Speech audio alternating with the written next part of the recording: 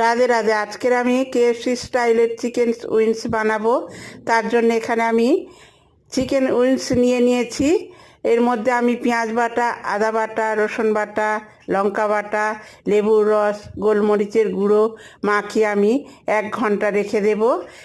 এদিকে আমি একটা ব্যাটার তৈরি করে নিয়েছি ময়দা, গোলমরিচের গুঁড়া, লবণ দিয়ে। এখানে আমি কিছুটা ওটস নিয়েছি। এখন একটা করে চিকেন নেব, ময়দার মধ্যে মাখিয়ে এই ওটসের মধ্যে কোট করে নেব।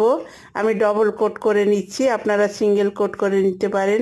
এই একইভাবে আমি সমস্ত উইংসগুলো তৈরি করে নেব। একসাথে দেখাচ্ছি। সমস্ত উইংসগুলো আমার রেডি হয়ে গেছে, এখন ভেজে নেব। তার জন্য আমি কড়াই তেল বসিয়ে দিয়েছিলাম, তেলটা গরম হয়ে গেছে।